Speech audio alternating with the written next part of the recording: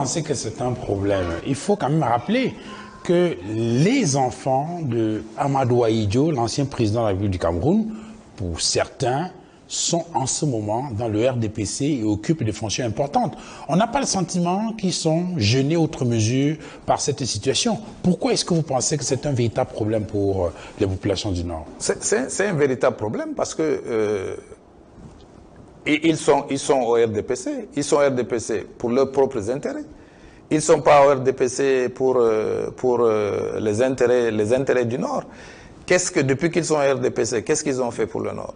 Quel est l'acte qu'ils ont posé pour améliorer les conditions de vie des populations? Quel est l'acte? Aujourd'hui, Mme Ahidjo était beaucoup plus populaire que les enfants de Ahidjo qui sont dans Et la fille d'Ahidjo qui venait de décéder, elle a suivi sa mère. Il y a Aminatou, il y a M. Mamadou Ahidjo qui est à l'UNDP, il y a Aminatou qui est rentré au RDPC, mais tout le monde, qu'est-ce qu'il représente dans le Nord? C'est à voir. C'est à voir. L'UNDP avait 68 députés. Aujourd'hui, l'UNDP a combien de députés? L'UNDP a combien de députés? Dans l'Adamawa, et puis un seul député, deux députés dans l'ensemble du reste du Nord Cameroun. Donc ça veut dire quand même qu'il y a problème.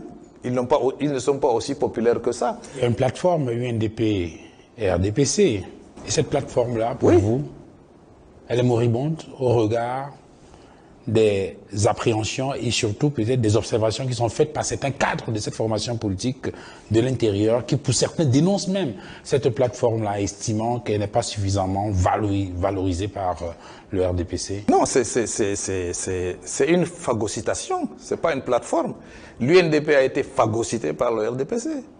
C'est la même chose que le RDPC a fait à Dakolé. Je disais, Feu Dakolé, paix à son âme aussi, je disais mais qu'est-ce que le RDPC avait remis? Le pouvoir avait remis des communes. En ce moment, il n'y avait pas d'élection communale. Toutes les communes du Mayo Dana et du Mayo Kani avaient été remis gracieusement à M. Dakolé. Mais 5 ans après les élections, il a perdu 99% de ces communes. Donc le RDPC l'a phagocyté, comme le RDPC a phagocyté aussi l'UNDP. Aujourd'hui, la plateforme, qu'est-ce qu'il y a? Ils ont 2 ministres. Ils ont 2 ministres, un ministre délégué et un secrétaire d'État. Vous pensez que dans un accord, un partenariat gagnant-gagnant, ça peut se passer comme ça? Dans un partenariat gagnant-gagnant, il devait avoir aussi des gouverneurs, des préfets, de ceci, de cela, des directeurs généraux de sociétés, puisque de toutes les façons, ils sont là parce qu'ils pensent que c'est un gâteau qu'il faut partager. Mais même dans ce partage-là, ils sont complètement phagocytés, complètement lésés. Donc aujourd'hui, ils ont perdu toute crédibilité. Ils ont perdu de 68 députés, ils sont revenus à 5 députés. Aujourd'hui, les populations du Nord ont vu les résultats. Ils ont combien de communes? Ils ont combien dans le conseil? Les dernières élections sénatoriales les ont encore affaiblis davantage. Parce qu'ils n'ont obtenu aucun sénateur. Donc le parti ne fait que reculer depuis qu'ils ont cet accord. C'est la même chose avec l'AND. Un sénateur UNDP, oui, il est nommé. Moi, je parle des élections. C'est un suffrage indirect. Est-ce qu'ils ont gagné? Ils n'ont rien gagné. Alors qu'ils ont, dans l'Adamawa, ils ont quand même beaucoup de mairies, ils ont le conseil régional. Mais qu'est-ce que ça a donné? Le deuxième problème de l'UNDP n'a pas de cadre. Parce que quand ils avaient gagné les élections dans les communes, ils n'avaient pas de cadre. Donc, ce qui fait qu'ils étaient incapables même de gérer les communes comme il faut. Ils n'avaient pas vraiment... puisque tous les intellectuels, tous les fonctionnaires du Nord sont allés au RDPC pour chercher les postes. Donc ça les a aussi beaucoup desservis. Mais aujourd'hui, c'est le cas par exemple de l'ANDP. L'ANDP du ministre Moustapha.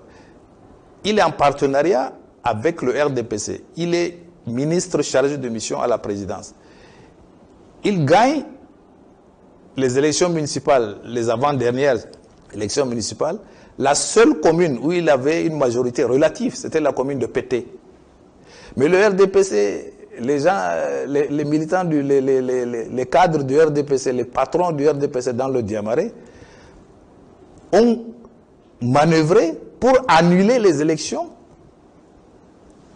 municipales à Pété, où il avait la seule commune qu'il avait gagnée en majorité relative. Ils sont venus, ils ont annulé les élections, ils ont réorganisé les élections et ils ont gagné. Le RDPC a gagné les élections, ils ont remis l'ancien maire qui avait perdu les élections. Quel est ce partenariat? Vous êtes à la présidence. Vous voyez le président tous les jours. On vient, la seule mairie que vous avez gagnée, on vous l'enlève. Vous pensez que ça, c'est un partenariat? C'est une phagocytation. Quelle est la conclusion à laquelle vous voulez arriver pour ces formations politiques qui, pour la plupart, ont leur siège, on va dire, leur bastion dans la partie septentrionale du Cameroun? À quelle conclusion voulez-vous arriver dans ces démonstrations-là? Je voudrais dire que la conclusion à laquelle je vais arriver, je dis il faut ouvrir les yeux. Il faut ouvrir les yeux. Les présidents des partis politiques, les ministres, les élites, les chefs traditionnels, etc., ce n'est pas la population. C'est la conclusion à laquelle je vais arriver.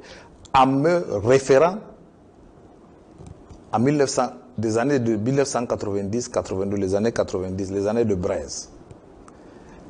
Le jour où les populations vont décider que tout ça là, c'est fini, ça va, le RDPC, l'UNDP, le FSNC, l'ANDP, tout ça, ils vont perdre les élections. Parce que la population aujourd'hui, peut-être qu'il n'y a pas un leader charismatique qui veut entraîner les populations, il n'y a pas une sensibilisation importante, mais avec les jeunes qui sont en train il y a plein de jeunes qui sont dans les autres partis et tout ça, qui sont en train il y a un phénomène nouveau, il y a les réseaux sociaux, etc. Je ne suis pas sûr qu'ils s'assoient sur qu'ils pensent qu'ils peuvent dormir sur leur laurier. Donc, les élites, ce n'est pas la population. Les chefs traditionnels, ce n'est pas la population. Donc, vraiment, moi, je pense qu'ils sont un peu trop optimistes par rapport à l'avenir.